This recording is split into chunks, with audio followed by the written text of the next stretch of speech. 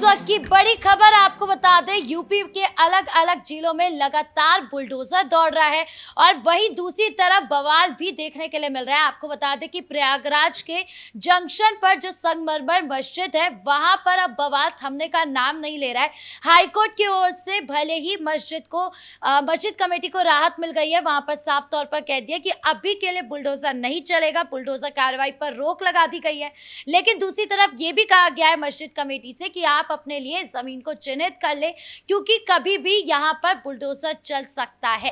अभी के लिए यथास्थिति सेम रहेगी। वहीं दूसरी तरफ आपको बता दें, सहारनपुर का मामला सामने आया है, जहां पर दलित बस्ती में चौड़ीकरण का मामला चल रहा था, सड़क चौड़ीकरण का, जहां पर बुलडोजर भी पहुंचा सुबह सुबह। लेकिन आजाद समाज पार्टी के मुखिया चंद्रशेखर आजाद के वहां पर पहुंचने के बाद और कार्यकर्ताओं के विरोध करने के बाद वो कार्रवाई रुक गई और बुलडोजर वापस चला गया। लेकिन अभी भी वो कार्रवाई चलने की तैयारी हो रही है। तो क्या कुछ चल रहा है सहारनपुर और प्रयागराज में, बताएंगे आपको। मेरे साथ मौजूद है मेरे सहयोगी हर्षी। सर, सबसे पहले बात करें प्रयागराज की, तो क्या कुछ माहौल है अभी प्रयागराज देखिए, का? प्रयागराज में खास तौर पर हमने देखा था कि बुलडोजर चलने ही वाला था और बुलडोजर पहुंचा भी। हालांकि जो मस्जिद कमेटी थी, जो प्रयागराज जंक्शन में रेलवे की जमीन पर मस्जिद बनाई गई थी, उसको लेकर हाईकोर्ट मामला गया था। अब हाईकोर्ट ने कहा है कि अभी वो मस्जिद तोड़ी तो नहीं जाएगी, लेकिन हाँ, उस मस्जिद के लिए मस्जिद कमेटी को अलग से अपनी जगह लेनी पड़ेगी और उसके बाद आप वहां पर मस्जिद का निर्माण करा सकते हैं, यानी मस्जिद को आप शिफ्टिंग कर सकते हैं। लेकिन ये रेलवे की जमीन है। अभी फौरी तौर पर थोड़ी राहत जरूर मिल गई है, लेकिन ये कहा जा सकता है कि आगे आने वाले समय में उस मस्जिद पर बुलडोजर चलेगा, उसे ढाई जाएगी और उस मस्जिद को किसी दूसरी जगह बना दिया जाएगा। लेकिन मस्जिद कमेटी का जिक्र करें तो मस्जिद कमेटी ये कह रही है कि हमें अभी थोड़ी सी राहत तो मिली है, लेकिन आगे आने वाले समय में हम और भी आगे जाएंगे, यानी सुप्रीम कोर्ट का भी दरवाजा खटखटाएंगे अगर हमें और राहत नहीं मिली तो। क्योंकि देखिए, फौरी राहत तो है, लेकिन यथास्थिति तो रखी गई है। लेकिन ऐसा नहीं है कि उस पर बुलडोजर नहीं चलेगा। ये नहीं कहा है कोर्ट ने कि सर, जो प्रशासन है वो तो क्लियर कट कह रहा है ना कि आप अपनी जमीन के कागजात दिखा दीजिए और हम ये मस्जिद छोड़ देंगे, लेकिन उनके पास कोई कागजात भी नहीं है। बिल्कुल। देखिए, प्रशासन ने खास तौर पर कोर्ट के अंदर यही दिखाया, हाई कोर्ट के अंदर रेलवे ने दिखाया जो कि हमारी किस तरीके से जमीन है और यहाँ पर विकास के कार्य किए जाने हैं। लेकिन यह विकास के कार्य में ये मस्जिद बाधा बन रही है, क्योंकि अवैध तरीके से बनाई गई और इसलिए हमें इस पर बुलडोजर चलाना होगा। क्योंकि प्रयागराज जंक्शन पर काफी भीड़ होती है, लोगों के बैठने की व्यवस्था करनी है और तमाम चीजें हैं जिसको लेकर उस जमीन का इस्तेमाल किया जाना है, उसका उपयोग किया जाना है। लेकिन मस्जिद कमेटी ने कहा कि नहीं, इस पर बुलडोजर नहीं चलेगा, हम हाईकोर्ट जा रहे हैं। हाईकोर्ट में गए तो यथास्थिति बरकरार तो रखी गई है, लेकिन कुछ समय आपको दिया गया है कि आप कोई जमीन को चिन्हित करिए, कोई जमीन आप लीजिए और उसके बाद वहां पर मस्जिद का निर्माण करिए, उसके बाद उस पर बुलडोजर चलेगा। यानी अभी यथास्थिति बरकरार है, लेकिन आगे आने वाले समय में बुलडोजर चल सकता है।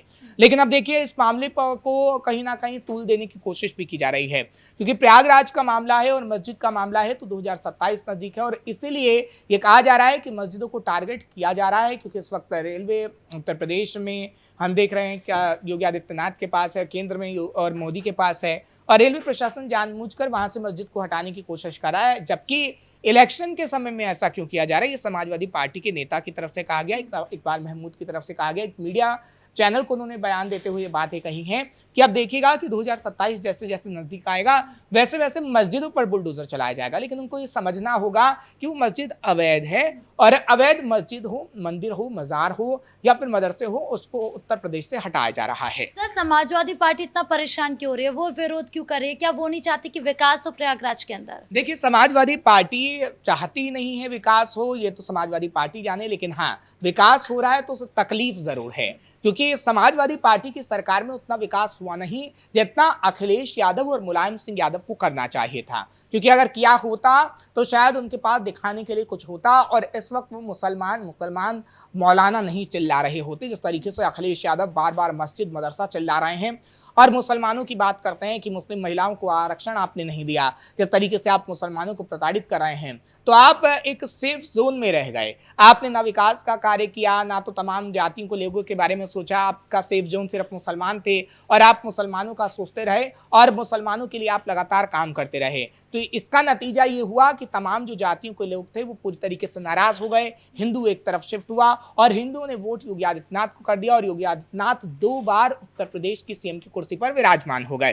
तो आप ये कह सकती हैं कि जो सेफ जोन था अखिलेश यादव का, ना तो उन्होंने कोई कड़ी मेहनत की पिता की विरासत उन्हें मिली। अखिलेश यादव को वो जो मौलाना गैंग का समर्थन था वो भी मुलायम सिंह यादव के दिनों से ही चल रहा था, और जब अखिलेश यादव मुख्यमंत्री बने तो उन्हीं मौलाना गैंग की वजह से बने। लेकिन अब जब हिंदुओं ने वोट देना शुरू किया, हिंदू एक हुए, तो योगी आदित्यनाथ लगातार सीएम बनते जा रहे हैं। तो आप ये कह सकते हैं कि जो सेफ जोन था उससे अखिलेश यादव कभी बाहर निकले ही नहीं हैं। सर, अभी तक हम देख रहे हैं कि यूपी में जब भी कोई ऐसा मामला आता है जहां पर बुलडोजर कार्रवाई की बात होती है, कागजात नहीं दिखाए जाते तो तुरंत बुलडोजर चल जाता है। हाई कोर्ट भी हमेशा इसका समर्थन करता है, लेकिन ये पहला केस ऐसा लग रहा है जहां पर मामला अटक गया है। देखिए, मामला अटका नहीं है और हाई कोर्ट ने अभी यथास्थिति इसलिए बरकरार रखने को कही है ताकि वो मस्जिद का निर्माण किसी दूसरी जगह पर करवा पाए।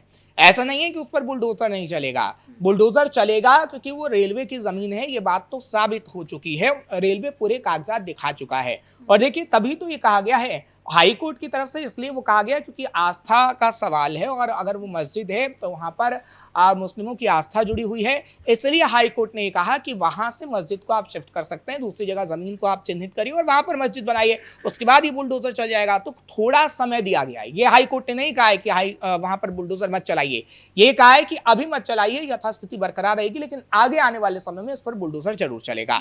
सर, दूसरी तरफ अगर यहाँ पर सहारनपुर की बात करें तो सुबह सुबह सड़क चौड़ीकरण का मामला चल रहा था, विकास की बातें हो रही थी, लेकिन वहां पर बुलडोजर भी पहुंचा, लेकिन आजाद समाज पार्टी के लोगों ने आकर सब कुछ खराब कर दिया। बिल्कुल, देखिए, सहारनपुर का जिक्र करें तो सहारनपुर में बुलडोजर जो चल रहा था वो सिंचाई विभाग की जमीन थी, और कई समय से यानी 1 महीने पहले ही नोटिस दिया गया था कि वहां पर जो घर है, दुकान बने हुए हैं, आप उसे हटा लीजिए क्योंकि वो सिंचाई विभाग की जमीन है।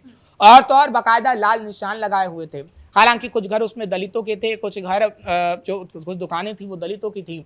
और चंद्रशेखर रावण को चाहिए था राजनीति करनी, क्योंकि 2027 नजदीक आ रहा है और चंद्रशेखर रावण चाहते हैं किसी के साथ गठबंधन करना नहीं, तो चंद्रशेखर रावण अकेले ही मैदान में उतरेंगे। इसलिए चंद्रशेखर रावण उन दलितों के पास पहुंचे और खासतौर पर कहा गया कि देखिए किस तरीके से आपको परेशान किया जा रहा है और आपका मसीहा तो मैं ही हूं।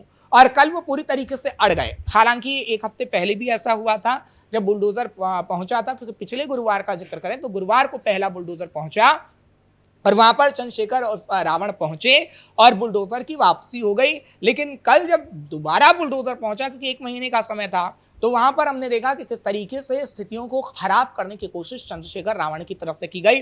और तो और जो तोड़फोड़ की घटना है वो भी छिटपुट घटना आई है कि किस तरीके से पुलिस वालों को, जो पुलिस वहां गई थी, उनको भगाने की कोशिश की गई है। यानी एक तरीके से आप ये कह सकते हैं कि दंगे का प्लान बनाया गया था। हालांकि पुलिस इस मामले में आगे जांच भी करेगी, क्योंकि देखिए कल फिर बुलडोजर आएगा, क्योंकि 7 मई की तारीख को मुकर्रर किया गया है। लेकिन अब बड़ा प्लान बनाया गया है कि एसडीएम के दफ्तर का हम घेराव करेंगे और योगी आदित्यनाथ के खिलाफ हम प्रदर्शन करेंगे, जिसमें सांसद चंद्रशेखर रावण भी मौजूद रहेंगे।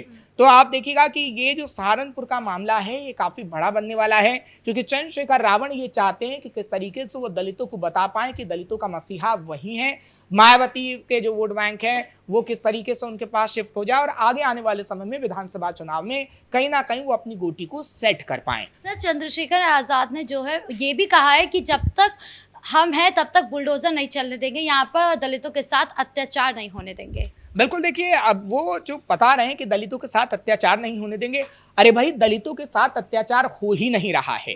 आप ये दिखाने की कोशिश कर रहे हैं कि दलितों के साथ अत्याचार हो रहा है, जबकि ऐसी स्थिति है ही नहीं। उनका कहना है कि जो आसपास के जितना भी इलाका है, बस्तियां, छोटे छोटे झुग्गियां हैं, उन सबको तोड़ दिया गया है और ये सही नहीं है। वो दलित बेचारे जाएंगे कहाँ? देखिए, अगर उन वहां की बात करें तो ऐसा नहीं है कि उनके पास मकान नहीं है, ऐसा नहीं है कि उनके पास दुकानें नहीं है। उन्होंने अवैध तरीके से उनको बनाया है। ऐसा नहीं कि वो वहाँ के निवासी नहीं है, वो वहाँ के निवासी हैं, लेकिन कुछ जगहों पर अवैध तरीके से मकानों दुकानों का निर्माण कर लिया गया है, कुछ जगहों को आगे बढ़ा लिया गया है। देखिए, जब भी आप कोई मकान खरीदते हैं, जब कागजी कार्रवाई होती है तो बाकायदा बताया जाता है कि हाँ इतने गज का प्लॉट है या इतने गज में आप बनाएंगे मकान, और उसके दस्तावेज आपके पास होते हैं। प्रशासन ने दस्तावेज देखे तो दिखा कि कैसे 10 से 20 फुट आगे बढ़ाया गया है या 10 से 20 गज आगे बढ़ाया गया, तो उसको अगर प्रशासन तोड़ रहा है तो उसमें कोई ऐसी वाली बात नहीं है कि कोई आप गुरेज करेंगे कि नहीं ऐसा नहीं होना चाहिए। क्योंकि देखिए, प्रशासन अगर कोई कार्रवाई करता है तो दस्तावेजों को देखकर ही कार्रवाई करता है। प्रशासन कोई कार्य करता है तो ऐसा नहीं करता है कि बुलडोजर आया और बुलडोजर किसी पर भी आप चला देंगे, ऐसा नहीं होता है। और जो सहारनपुर का मसला है उसमें चंद्रशेखर और रावण लगातार राजनीति करने की इसलिए कोशिश कर रहे हैं कि देखिए पिछले हफ्ते का मामला है, जो बंगाल चुनाव हो रहे थे उस बीच ये मामला थोड़ा दब गया था, लेकिन अब उत्तर प्रदेश के अंदर ये मामला तूल पकड़ रहा है और अब आप देखिएगा कि आगे आने वाले समय में वहां पर बुलडोजर जरूर चलेगा और हो सकता है कि आगे आने वाले समय में चंद्रशेखर और रावण की गिरफ्तारी भी हो जाए, क्योंकि उत्तर प्रदेश की सरकार में ना तो कोई दंगा फैला पाता है और ना ही कोई प्रशासनिक कार्रवाई में गतिरोध उत्पन्न कर सकता है। जी, इस मुद्दे पर जानकारी देने के लिए आपका बहुत बहुत धन्यवाद। तो कुल मिलाकर चाहे बात प्रयागराज की हो या फिर सहारनपुर की, दोनों जगह पे ही बुलडोजर अभी ठप है, क्योंकि अभी तक ना ही प्रशासन की ओर से कुछ कहा गया है और ना ही हाईकोर्ट की ओर से कि यहाँ पर बुलडोजर चल सके। और जिस तरीके से अभी आज़ाद समाज पार्टी के नेता लगातार बवाल कर रहे सहारनपुर के अंदर, वहां पर भी बुलडोजर कार्रवाई नहीं हो रही है। अब आगे क्या कुछ होता है ये भी देखना बाकी है। ब्रेकिंग न्यूज में इतना ही। कैमरा पर्सन राजकुमार के साथ मैं राधिका राज।